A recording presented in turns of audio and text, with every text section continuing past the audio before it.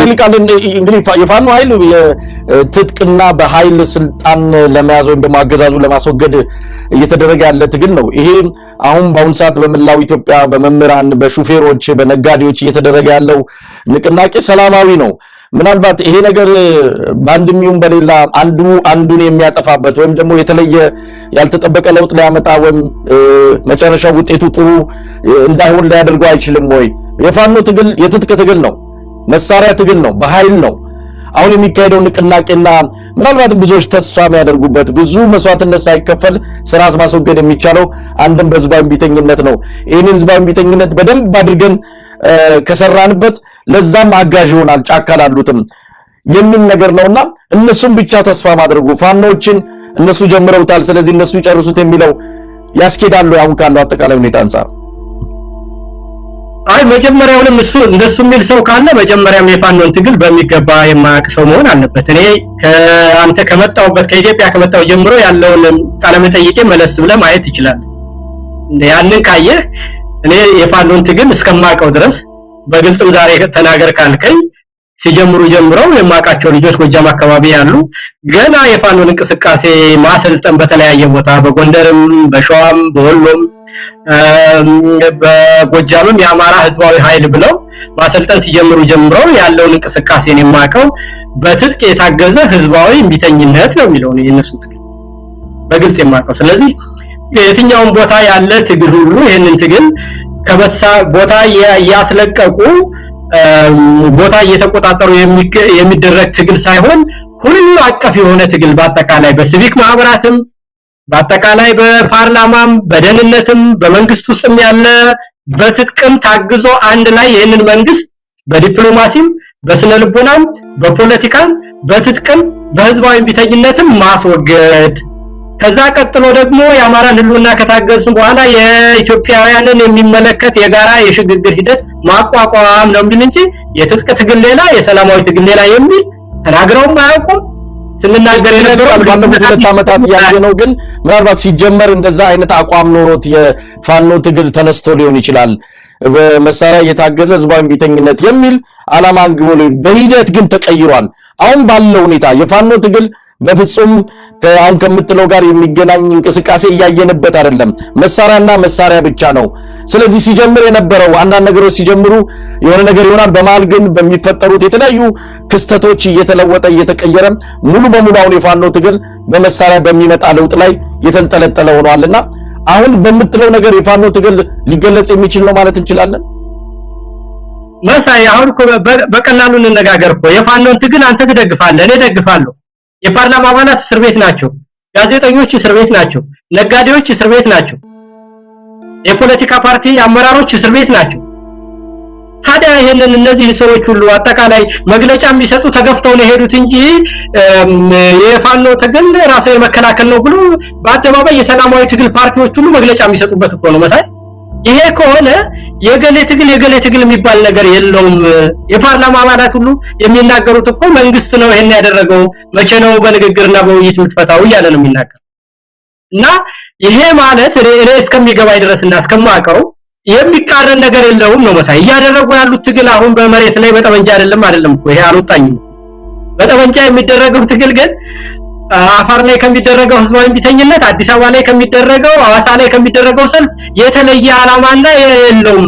መጀመሪያ የህልውና ትግል የትግል ስልት አይመርጥም መሳይ፣ የትግል ስልት አይመርጥም።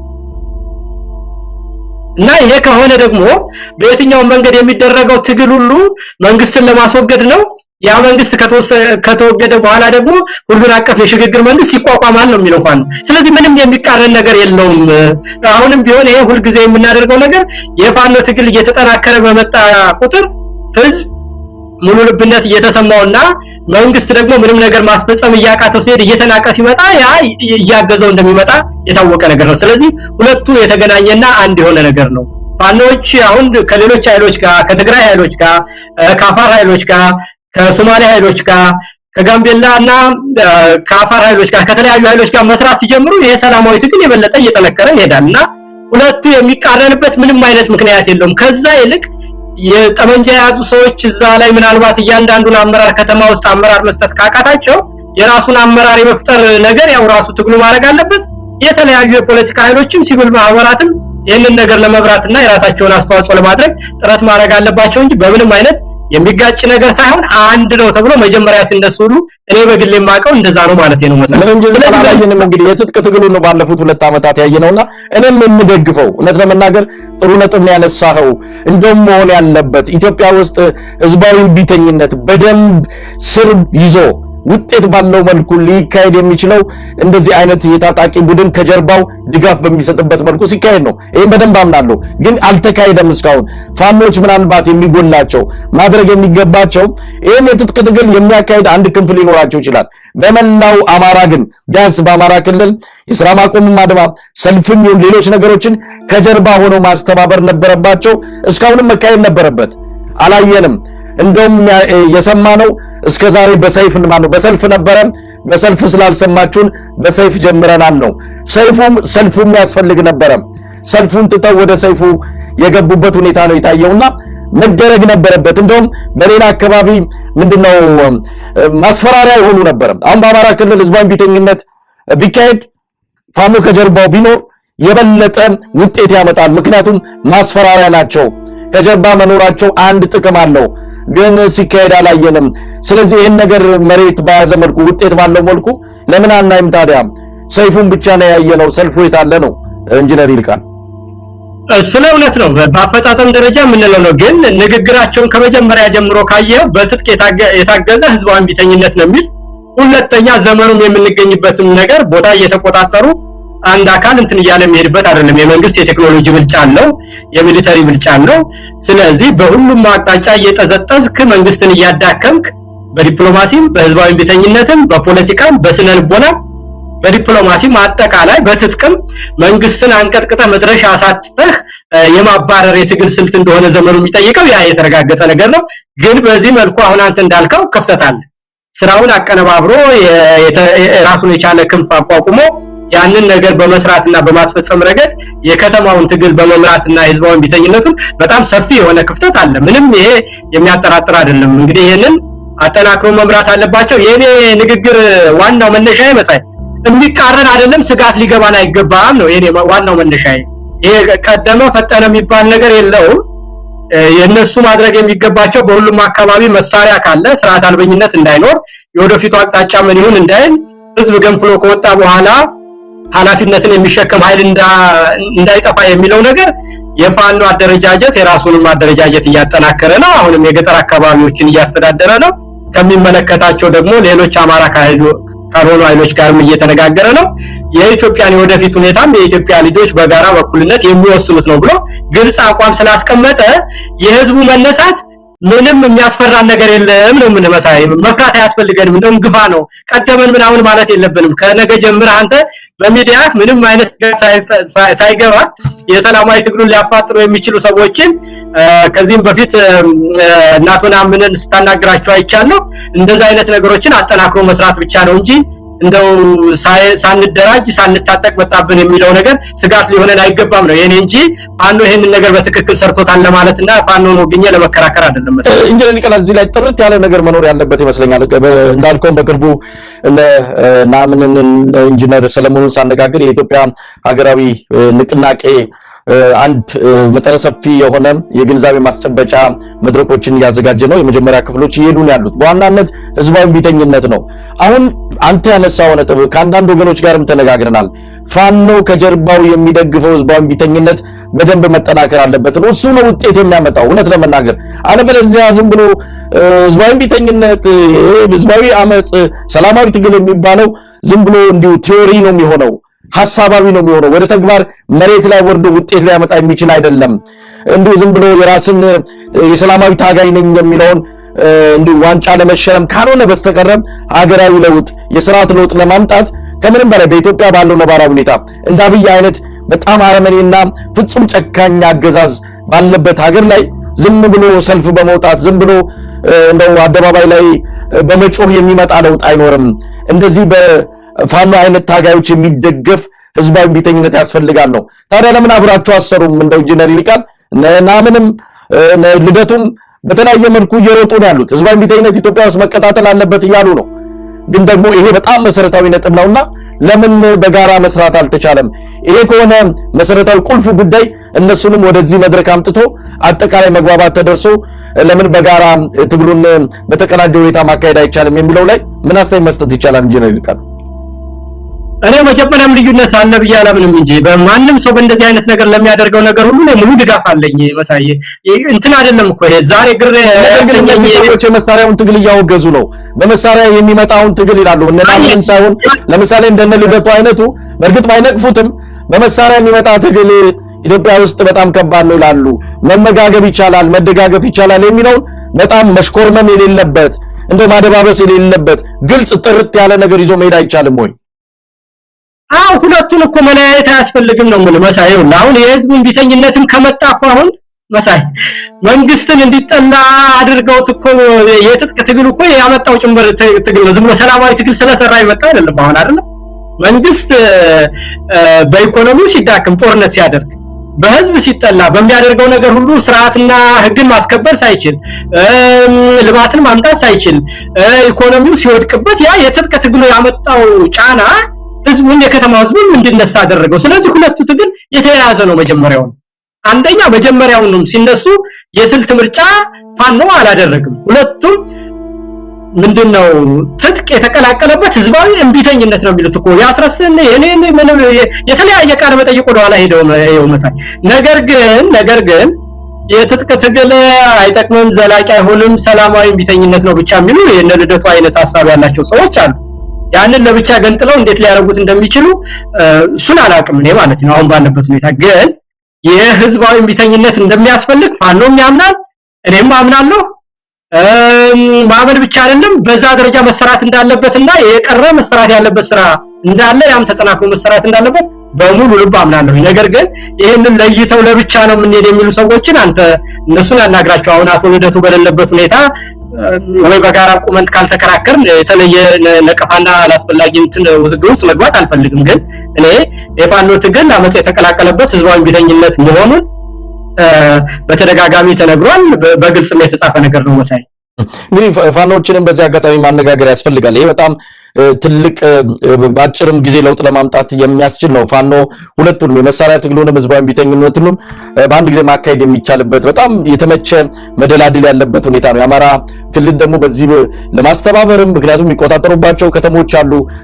በአንድም ይሁን በሌላ በቀላሉ የመዋቅሩን የማስፈራራትና ጫና የመፍጠር አቅም የፈጠረ ኃይል ነው ፋኖ። ስለዚህ ህዝባዊ ቢተኝነቱንም ስራ ማቆሙንም ፋኖ ማድረግ ይቻላልና ለምን በዚህ ደረጃ በአንደኛው በኩል ለምን ብዙ ስራ እንዳልሰሩ እነሱን እናነጋግራለን። ልደቱ በዛ አጋጣሚ ምንድነው የመሳሪያ ትግሉን ሙሉ በሙሉ ውድቅ አያደርገውም፣ መታገላቸውን ምክንያት አላቸው ብሎ ያምናል። ግን አብሮ መስራቱ ላይ እንደዚሁ ደግፌ የሰላማዊ ትግል ነው የመሳሪያን ትግል ደግፌ መውጣት አልፈልግም እንጂ አልነቅፍም የሚል ነገር ያነሳል። ለማንኛውም እሱ ላይ ወደፊት በጋራ የምትነጋገሩበት ይሆናል። እንደው ኢንጂነር ይልቃል ወደ ትግራይና ኤርትራ ጉዳይ እንምጣ።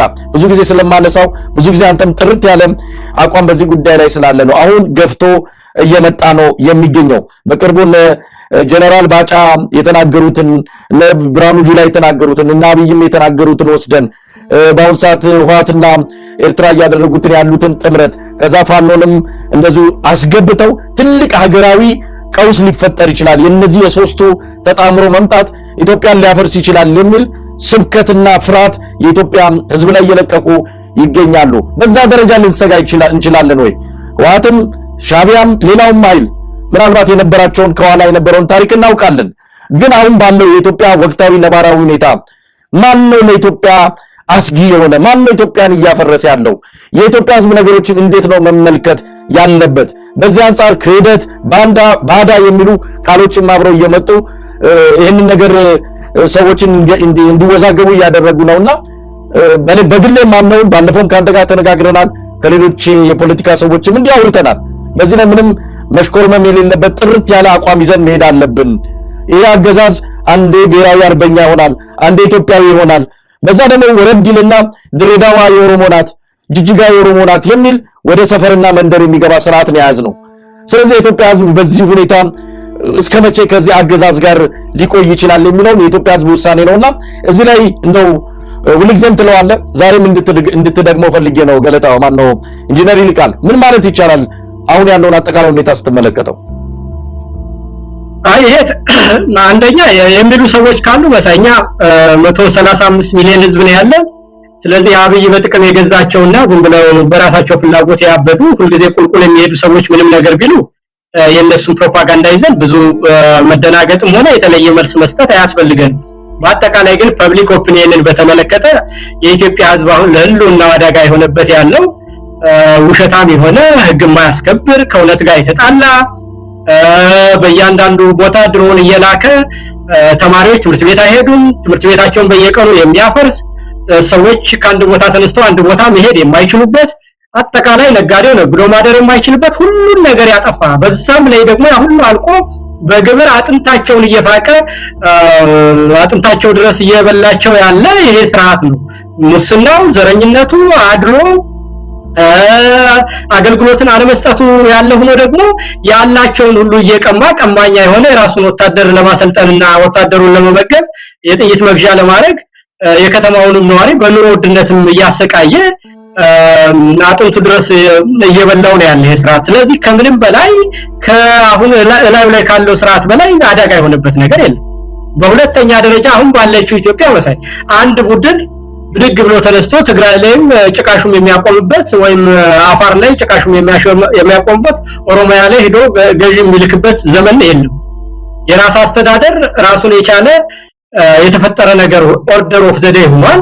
ስለዚህ የየአካባቢውን ኮንስቲትዩንሲ የሚወክል ኃይል መምጣት ግዴታ ይሆናል ማለት ነው። የትግራይን ፖለቲካ አሁን አማራ ሄዶ እዛ ሂጄ ትግራይን አስተዳድራለሁ ማለት አይችልም። በየትኛውም መንገድ የትግራይን ኃይል ወክሎ የሚመጣው ከራሱ ከትግራይ በጠመንጃም ይሁን በፖለቲካ ሌጂቲሜሲ አግኝቶ የመጣ ኃይል ነው።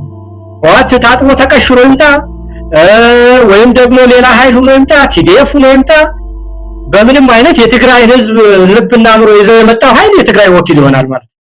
ስለዚህ ያንን እኔ የትግራይን ወኪል የአማራ ሄዶ አንተ ወኪል አይደለም ሌላ ወኪል አምጣ የሚልበት ምንም ምክንያት የለውም። ስለዚህ የትግራይን ልብና አምሮ ይዘው የመጣው የፖለቲካ ኃይል ሁሉ የኢትዮጵያን ሁኔታ ለመወበየን ከዛ ጋር መስራት ግዴታ ነው። ከዛ ያለፈ እንደሆነ ደግሞ ኤርትራን አሁን ወራለሁ ወደብ አመጣለሁ እያለ የፎከረ እየሸለለ ዛሬ መጣውብ ነገ መጣውብ በሚልበት ሁኔታ የኤርትራ መንግስት ደግሞ በውጭ ጉዳይ ፖሊሲ መሰረት ሊያጠፋው ያለን ስርዓት ራሱን እዛው እንዲገታ የሚችለውን ያህል ማድረጉ ይሄ ቀጠናውን እየረበሸ ኃይል ሱዳንንም እየረበሸ ነው፣ ሶማሌንም እየረበሸ ነው፣ ጅቡቲንም እየረበሸ ነው። እነዚህ ኃይሎች ሁሉ አጠቃላይ ቀጠናውንም ስለሚረብሽ ዓለምንም ማስተባብረን ጎረቤቶቻችንንም ማስተባብረን የኢትዮጵያ ኃይሎችም ተባብረን ስርዓትን በአካባቢው እያጠፋ ያለውንና ሀገር እያጠፋ ህብረተሰብን እያጠፋ ያለውን ስርዓት አባሮ ሌላ ስርዓት መመስረት የኢትዮጵያውያን ሁሉ ኃላፊነት ነው። ስለዚህ በዚህ ደረጃ የሚደረግ ግንኙነት ለጥያቄ የሚበቃም አይደለም መሳይ። ህዝቡም ደግሞ ይሄንን በሚገባ ተገንዝቦት አንድ አይነት አመለካከት ይዞ ወደ አንድ አቅጣጫ ያያየ ስለሆነ እኔ ብዙም ያነጋግር ደረጃ ላይ ያለን አይመስለኝም መሳይ። እንደው ኢንጂነር ይልቃል በመጨረሻ ያውኑን አገዛዝ እንግዲህ በማህበራዊ በኢኮኖሚ በሁሉ ነገር ኪሳራ ገጥሞታል። አሁን ወደብ አመጣለው ባህር በር አመጣለው እያለ በኪራይ እንኳን እንዳናገኝ በቀጣይ በኪራይ የምናገኝባቸው ሀገራትን ጭምር እየተጣላና እየተኳረፈ ዛሬ ጅቡቲ ከግብጽ ጋር እየተፈራረመች ነው። ነገ ከነገ ወዲያ ጅቡቲ የምናገኝበት በገንዘብ እንኳን በኪራይ እንኳን የምናገኝበት ወደብ እንዳይኖር እያደረገ ነው። ከኤርትራ ተጣልቷል። የሱዳን ጉዳይ እያከተመ ነው። ሶማሊያ የጸጥታው ጉዳይ ባለበት ሁኔታ ወደብ ልናገኝ የምንችልበት እድል የለንም። የሶማሌላንድ ካለው አጠቃላይ የጂኦፖለቲካ ሁኔታ አንፃር የኢትዮጵያ ድል እየተጨናገፈ ነው። ምናልባት ኬንያ ሌላ ነገር ካልሞከርም በስተቀር ስለዚህ ባህር በር ባለቤት አደርጋቸዋለሁ እያለ የሚፎክረው ስርዓት በኪራይ እንኳን የምናገኝበትን እድል እያስመለጠን በሩን እየዘጋብን ይገኛልና ብዙ ነገሮች ለኢትዮጵያ እየጨለሙ ነው። እንደው የዚህ ስርዓት ቀጣይ ሁኔታ እንዴት አለ? በሚቀጥሉት 2-3 ወራት ምናልባትም እድሜ 1 አመት እንስጠው ምን ልናይ እንችላለን? ኢንጂነር ይልቃል አሁን እኮ ያለው መንግስት መሳይ መንግስት ልትለው አትችልም። የኢህአዴግ ሽርፍራፊ ነው። ምንድነው ስልጣን ላይ ያለው ለውጥ ጀምረናል። ያንን ለውጥ ግን ጥርት አድርገን መልክ አላስያዝነውም። ገና በረጅም ጊዜ ትግል እያዳከምን መተን እንደምታውቀው አቶ ኃይለማርያም ተመረጡ። በህዝብ ሲናት ቆይቶ አብይ መጣ። አብይ ደግሞ ሲናት ቆይቶ አሁን አረግርጎ ያለበት ሁኔታ ላይ ነው ያለው። በዛ ላይ ደግሞ ብቃት የሌላቸውና አቅም የሌላቸው ሰዎች ናቸው እዛ የተሰበሰቡት። ልክ አንድ ስታንድ አፕ ኮሜዲ የሚሰራ ሰው በወቅቱና በሳምንቱ ውስጥ ያሉትን የህዝብ አስተያየቶች ይዞ ያንን እየቀለደ እንደሚያወራ ሰው እንደዛ እየመጣ ነው እንጂ የሚያወራው የተጠና የረጅም ጊዜ ፖሊሲ የላቸውም በምንም አይነት። ይሄንን እንደው መታለን የለበት። ከሶማሌላንድ ጋር የሆነ ጊዜ ሲያወራ ቆየ። ሳያስበው ያደረገው ነገር ስለሆነ ሌላ ታምር ፈጥሮ አበላሸ። ከግብጽ ጋር ሄዶ አልከዳችሁም እንደዚህ ብሎ ደግሞ ፈራረማችኋለሁ ብሎ ያ ሁሉ ጣጣ ሲያመጣብን ኖረ። ያንን ደግሞ መልሶ ሜዳ ላይ ጣለው። አሁን ደግሞ ከኤርትራ ጋር ምንድነው የኖቤል ሽልማት ሁሉ ተሸለመበት። ያንን አበላሽቶ ደግሞ እንደገና ሌላ ችግር ውስጥ ገባ። ከትግራይ ጋር ጦርነት አካሄደ። መጀመሪያ መርጣዎች በጥሩ ሁኔታ አጨብጭበው ሰጡት። ከዛ በኋላ ጦርነት ገባ። ጦርነት ገብቶ ደግሞ ተስማማዋና የተስማማውን ደግሞ አልፈጽም ብሎ አሁን ድጋሚ ጦርነት ሆነ።